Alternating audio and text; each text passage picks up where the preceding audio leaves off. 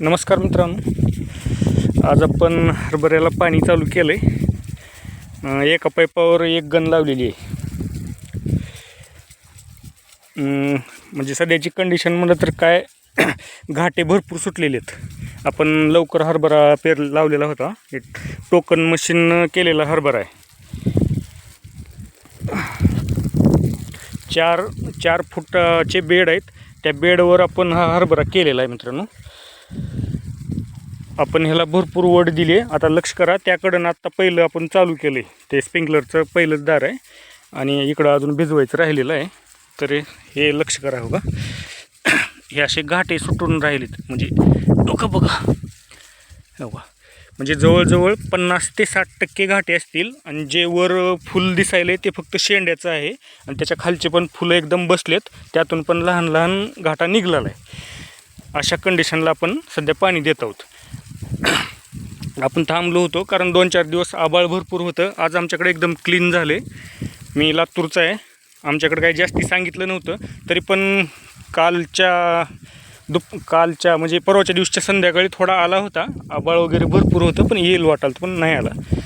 आणि नाही आला तेच बरं झालं, कारण पावसामुळे भरपूर नुकसान होते. कारण ते काय पडताना मग पुन्हा लिमिटमध्ये नाही पडत.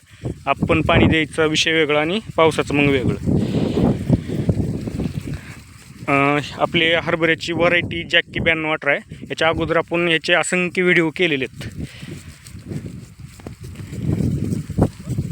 तर मित्रांनो, आपण आता हे भिजवून म्हणजे जवळजवळ 3 तास आपण भिजवणार आहे स्प्रिंकलरनी. आणि बहुतेक आता हे माझ्या मते शेवटचंच पाणी असणार आहे हरभऱ्याला. याच्या अगोदर एकदा पहिलं 20-22व्या दिवशी दिलं होतं. त्याच्यानंतर पण मध्ये पाऊस आला होता. त्या पावसावरच आम्ही काही पाणी दिलं नाही, पुन्हा त्याच्यावरच भागिवलं होतं. मग आता ह्या स्टेपला अशी कंडिशन, एकदम हरभऱ्याला वड बसू दिली आपण. घाटे जोपर्यंत लागत नाहीत तोपर्यंत आपण हे पाणी चालूच केलं नाही. हे थोडं अंतर राहिलेलं आहे, पण काही अडचण नाही. घाट्याची संख्या भरपूर लागलेली आहे आणि हो का पसरला आहे पण भरपूर. आणि हो का घाटे जे आहेत, आता हे दिसायले का, आता एकच दिसायले की याच्यामधून. हो का, हे असे घाटे सुटायलेत आणि काही एकदम लहान लहान एकदम छोटे घाटे आहेत. आणि दुसरी गोष्ट, आपण हे फवारणी आपलं पेरणी झाल्या काय पाणी द्यायचं झाल्या एक फवारणी एवढी करून घेणार. आणि शक्यतो ही ढगाळ वातावरणामुळे फवारणी तर सगळ्यांनी करूनच घ्यावं असं मला तर वाटतंय. कारण बुरशीचा प्रादुर्भाव होते आणि नॉर्मल आळ्याचा पण होईल असं वाटायला. कारण 2 दिवसांनी अमावस्या पण आहे. अमावस्या झाल्याच्या नंतर आपण फवारणी करणार आहे. अमावस्याच्या दुसऱ्या दिवशीच करूत.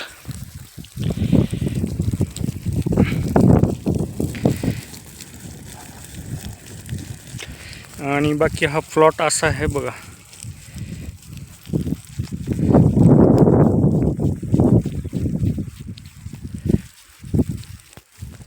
आपण टोकन पद्धतीमध्ये एकरी फक्त 15 ते 16 किलो बियाणं वापरलेलं आहे याच्यामध्ये. आणि बेडवर केलेलं आहे. थोडं पॅक तेवढा नाही झाला मला, पण एवढंच असं वाटायला. मला वाटत होतं ही पॅक होईल, पण ज्यावेळेस पाठीमागला जो पाऊस पडला फुलाच्या अगोदरचा, त्यावेळेस आम्हाला वाटलं की वल भरपूर झाली आहे. पण पुन्हा नंतर असं लक्षात आलं की याला थोडं पाणी कमी पडलं. मग ठीक आहे, त्या स्टेपला पुन्हा मग पाणी पण आपण देऊ शकत नव्हतो, अशी कंडिशन होती. म्हणलं चला जाऊ द्या, आपण एवढ्यावरच यावेळेस ॲडजस्ट करू. पण पुढच्या वेळेस नक्की आपण याला पॅक करू. आणि अजून एक गोष्ट विशेष मित्रांनो, आता हा जो प्लॉट आहे हा आपला स्प्रिंकलरवरचा आहे. आणि आपल्याकडं अजून एक प्लॉट आहे, तो आपण ठिबकनं केलेला आहे. आता मी तुम्हाला ठिबकचा दाखवतो. जो ठिबकचा आहे ना, त्याला आपण पाहिजे तेव्हा पाणी देऊ शकतो. आणि तो प्लॉट ह्याच्यापेक्षा चांगला जमलेला आहे.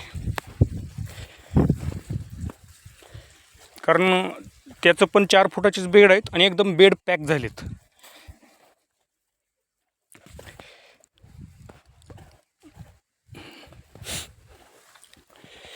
आता हा बघा इकडं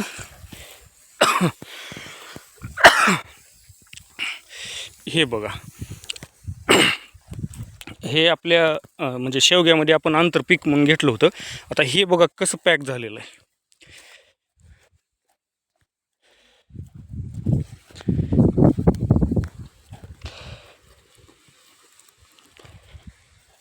हे आता मोबाईलमध्ये थोडं अंतर हे वाटत असेल, पण एकदम पॅक म्हणजे पॅक झालेलं आहे. आणि याला पण आता घाटे चांगले सुटायला चालू झाले. ते बघा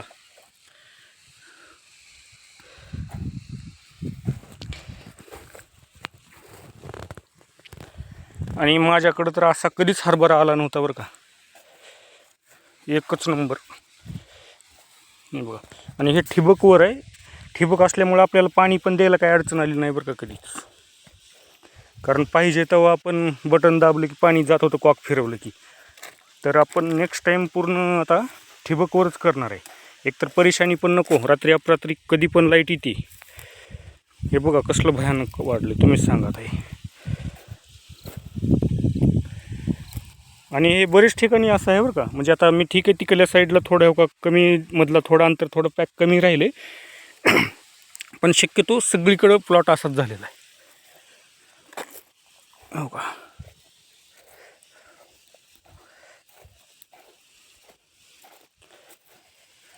आणि हे पण जॅकीचंच आहे.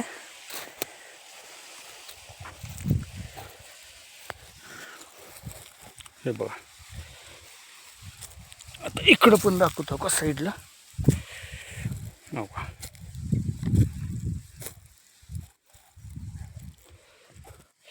सगळीकडे सेम कंडिशन आहे, असं काय एवढंही नाही. नॉर्मल कुठंतरीच कमी जास्ती झालेलं आहे. मला तर फक्त स्प्रिंकलरपेक्षा हा महत्त्वाचा वाटला. कारण कसं स्प्रिंकलरला द्यायचं म्हणलं तर संध्याकाळी वगैरे बदलायला वगैरे प्रॉब्लेम होतो. आपल्याकडं माणूस बळ असलं तर ठीक आहे, नाहीतर लय अडचण. आणि ठिबकला तसं काही विषयच नाही ना, आपण पाहिजे तेव्हा चालू करू शकतो.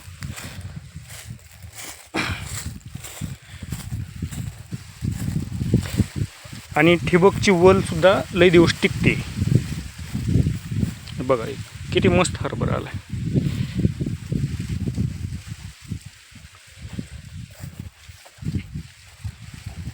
ठीक आहे मित्रांनो, धन्यवाद. माहिती चांगली वाटली तर कमेंटमध्ये नक्की सांगा. चॅनलला लाईक करा, शेअर करा आणि सबस्क्राईब करा. धन्यवाद.